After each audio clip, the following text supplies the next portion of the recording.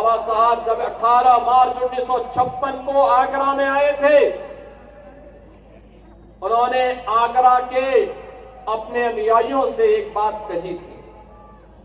उन्होंने कहा था कि मैंने संघर्ष किया है, एक रास्ता दिखाया है, अब इसे मंजिल तक ले जाने का दायित्व मैं आपको सौंप रहा हूं। लेकिन ये रास्ता कहां से जाता है? उन्होंने कहा था, शिक्षित बनो, अपने बच्चों को शिक्षित बनाओ।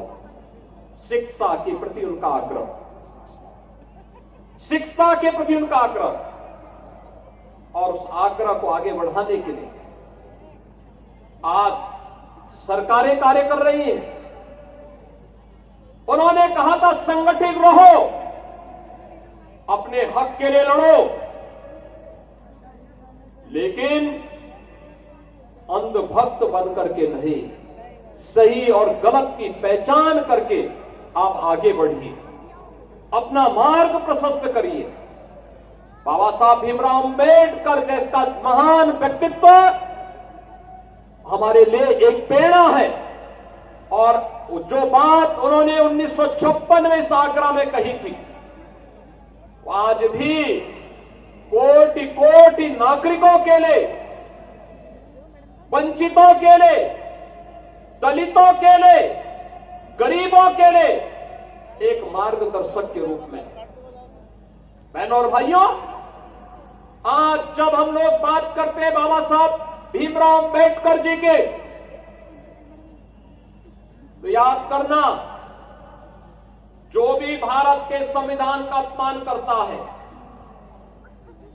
जो भी बाबा साहब भीमराव अंबेडकर के द्वारा बनाए गए संविधान का अपमान करता है, इसका मतलब वे बाबा साहब की अवमानना कर रहे हैं, और हमें ऐसे लोगों को बर्दाश्त नहीं करना चाहिए।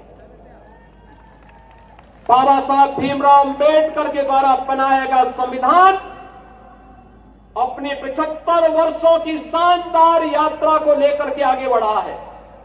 उत्तर से दक्षिण तक, पूरब से पश्चिम तक पूरे भारत को एकता के सूत्र में बांधा है। भारत के प्रत्येक नागरिक को दुनिया के अंदर बड़े बड़े देश हैं, शक्तिशाली देश हैं, लोकतंत्र का वे लोग तमाम प्रकार की घोषणाएं करते हैं, लेकिन उन्होंने अपने यहां अश्वेतों को, दलितों को अपना मताधिकार का उपयोग करने की स्वतंत्रता नहीं दी थी।